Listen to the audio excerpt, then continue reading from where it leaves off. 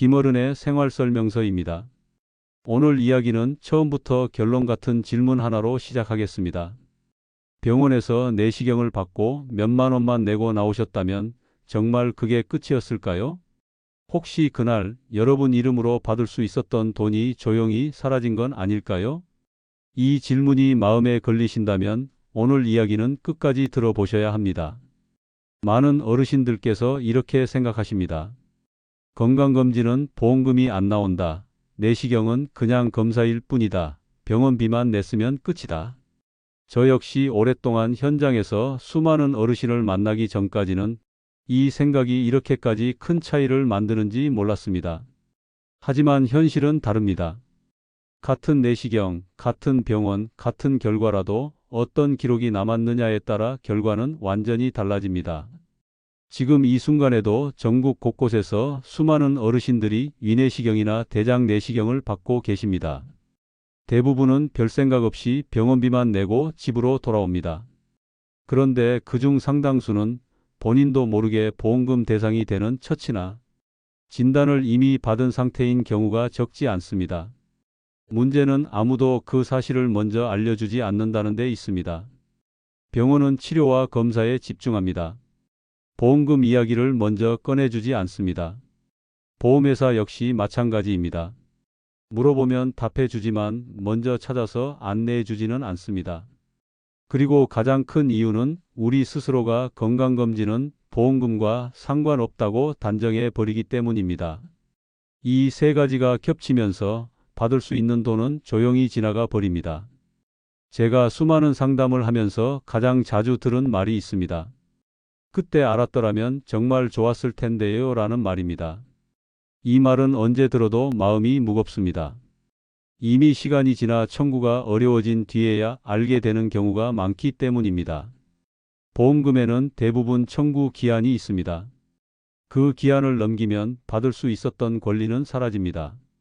오늘 이 이야기를 드리는 이유는 단순히 돈을 받으라는 이야기가 아닙니다. 어르신들께서 이미 낸 보험료로 정당하게 받을 수 있는 권리를 놓치지 말자는 이야기입니다. 보험은 젊을 때를 위한 것이 아니라 바로 지금을 위한 제도이기 때문입니다. 이제 본격적인 이야기를 시작해 보겠습니다. 많은 분들이 가장 먼저 묻는 것이 이것입니다. 건강검진으로 받은 내시경도 보험금이 나올 수 있느냐는 질문입니다. 결론부터 말씀드리면 경우에 따라 다릅니다.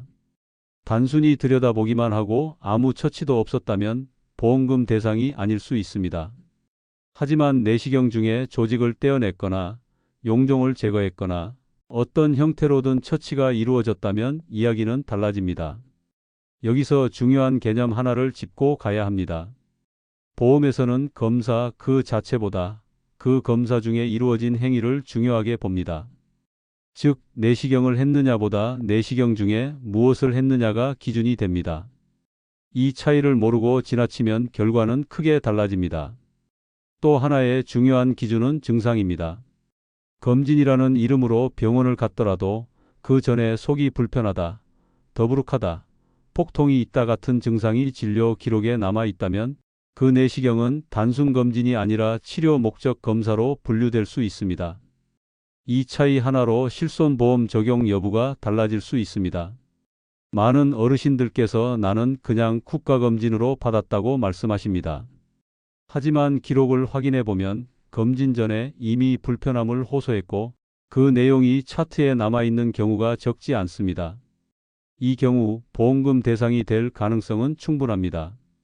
문제는 그 사실을 스스로 확인하지 않으면 아무도 알려주지 않는다는 점입니다. 이쯤에서 한 가지 분명히 말씀드리고 싶습니다. 보험금은 운이 아닙니다. 기록과 서류의 문제입니다. 그리고 그 서류는 대부분 병원에 이미 존재합니다. 다만 우리가 요청하지 않았을 뿐입니다. 여기서 많은 분들이 이렇게 묻습니다. 진단서만 있으면 되는 것 아니냐고 말입니다. 이 부분에서 가장 많은 오해가 발생합니다. 진단서는 요약본에 가깝습니다. 중요한 내용이 간단히 정리되어 있을 뿐 세부적인 의학적 판단은 담겨 있지 않은 경우가 많습니다. 보험에서 결정적인 역할을 하는 것은 오히려 따로 존재하는 상세 결과지입니다. 특히 내시경과 관련해서 가장 중요한 서류 중 하나가 바로 조직검사 결과지입니다. 내시경 중에 조직을 떼어냈다면 반드시 그에 대한 결과지가 존재합니다. 이 결과지에는 진단서에 적히지 않은 중요한 단어들이 포함되어 있는 경우가 많습니다. 그리고 바로 그 단어 하나가 수백만 원에서 수천만 원의 차이를 만들어냅니다. 많은 어르신들께서 조직 검사라는 말을 들었어도 그게 어떤 의미인지 모르고 넘어가십니다. 의사 선생님이 잠깐 떼어냈다고 했지만 별일 아니라고 해서 신경 쓰지 않았다는 말씀을 자주 듣습니다. 하지만 보험의 세계에서는 그 별일 아닌 일이 매우 중요한 기준이 됩니다. 지금까지 들으신 이야기 중에서 혹시 내 이야기 같다는 생각이 드셨다면 다음 이야기는 더 집중해서 들어보셔야 합니다. 다음 분량에서는 실제로 어떤 경우에 보험금이 발생하는지, 어떤 사례에서 결과가 완전히 달라졌는지, 그리고 왜 같은 내시경이 전혀 다른 결과로 이어지는지 구체적으로 풀어드리겠습니다. 단순한 이론이 아니라 현실에서 반복해서 나타나는 구조를 설명해 드릴 예정입니다. 김어른의 생활설명서입니다. 이어서 이야기하겠습니다. 앞선 분량에서 내시경이라는 같은 검사라도 어떤 기록이 남았느냐에 따라 결과가 완전히 달라질 수 있다는 말씀을 드렸습니다. 이제부터는 이 차이가 실제로 어떻게 만들어지는지, 그리고 왜 어떤 분은 보험금을 받고 어떤 분은 아무 일도 없었던 것처럼 지나가게 되는지 구체적인 구조를 설명드리겠습니다. 이 부분을 이해하시면 앞으로 병원에 가실 때 무엇을 확인해야 하는지 자연스럽게 감이 잡히실 겁니다. 먼저 가장 흔한 사례부터 말씀드리겠습니다. 60을 넘긴 한 어르신이 정기 건강검진으로 내시경을 받았습니다.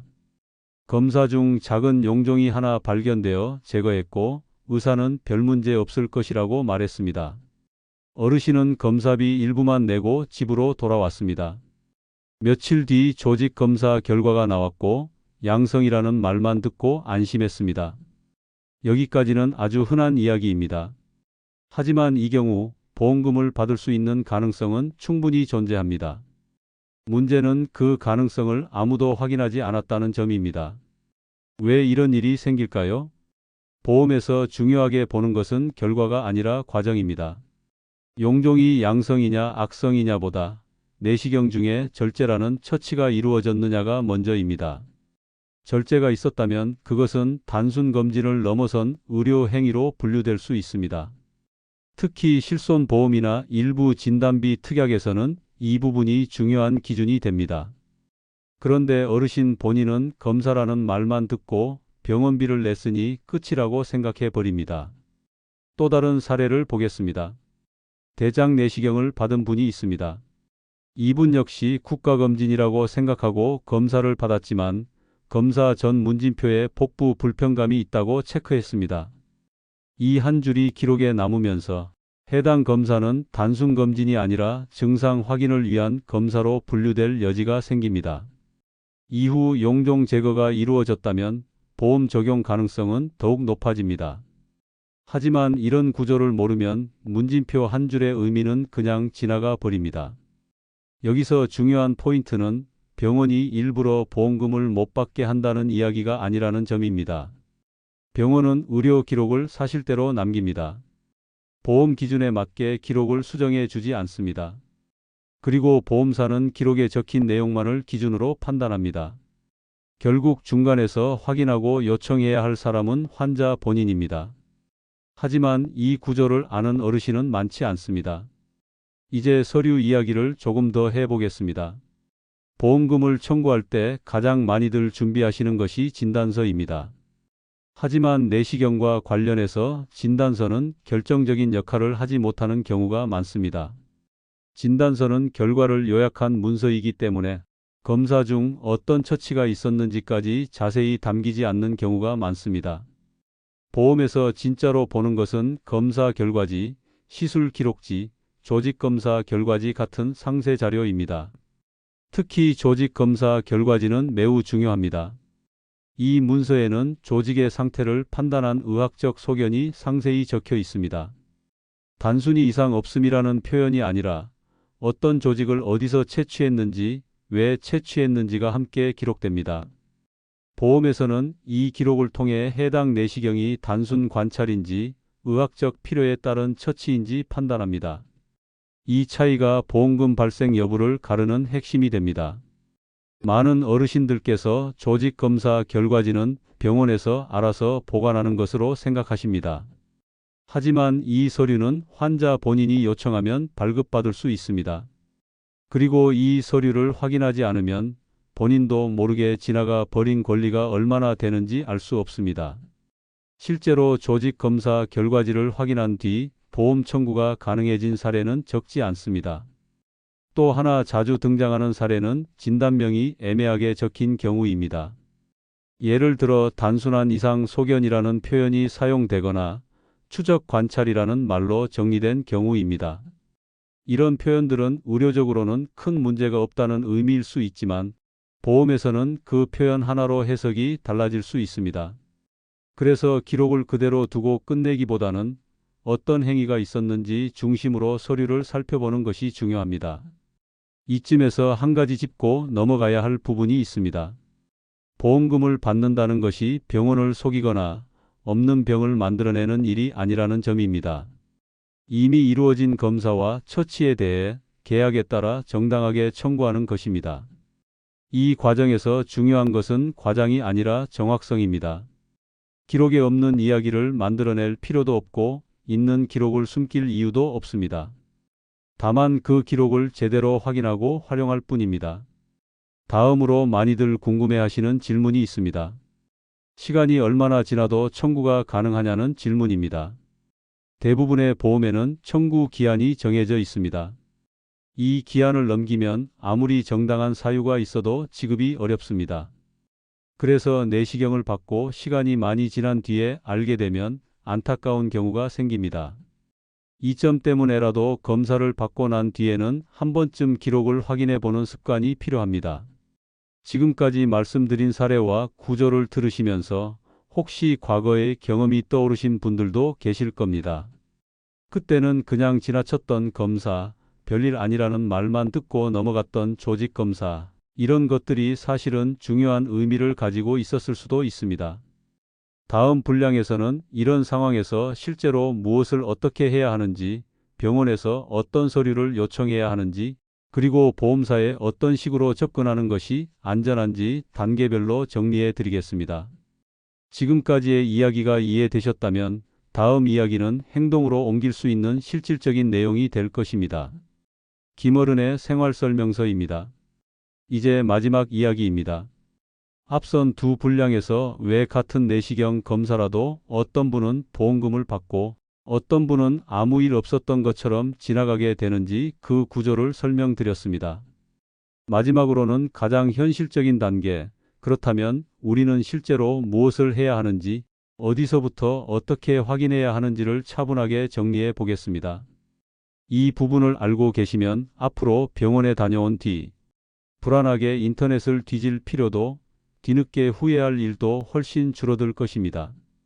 먼저 가장 중요한 원칙부터 말씀드리겠습니다. 보험금을 받을 수 있느냐 없느냐는 결과보다 기록에 달려 있습니다. 그리고 그 기록은 이미 병원에 남아 있습니다. 우리가 새로 만들어야 할 것은 아무것도 없습니다. 다만 그 기록을 요청하고 확인하는 과정이 필요할 뿐입니다. 이 점을 부담스럽게 느끼실 필요는 없습니다. 병원 입장에서도 환자가 자신의 기록을 요청하는 것은 아주 자연스러운 일입니다. 내시경을 받고 나왔다면 가장 먼저 확인해야 할 것은 검사 중에 어떤 처치가 있었는지입니다. 용종을 제거했는지, 조직을 떼어냈는지, 단순 관찰로 끝났는지를 스스로 기억에 의존하지 마시고 서류로 확인하셔야 합니다. 이를 위해 요청해야 할 서류는 몇 가지로 정리할 수 있습니다. 검사 결과지, 시술 기록지, 조직 검사 결과지입니다. 이 가운데 하나라도 해당된다면 보험금 검토 대상이 될 가능성은 충분합니다. 많은 어르신들께서 서류를 요청하는 것이 번거롭다고 느끼십니다. 하지만 요즘은 대부분의 병원에서 원무과나 진료지원부를 통해 간단히 발급받을 수 있습니다. 본인 신분증만 있으면 되는 경우가 대부분입니다. 이때 중요한 것은 진단서만 요청하지 않는 것입니다. 진단서는 요약본일 뿐 보험 판단에 필요한 정보가 빠져 있는 경우가 많습니다. 반드시 검사와 처치가 드러나는 상세 자료를 함께 요청하셔야 합니다. 다음으로 확인해야 할 것은 검사 전후의 진료 기록입니다. 특히 내시경을 받기 전에 어떤 증상을 이야기했는지가 중요합니다.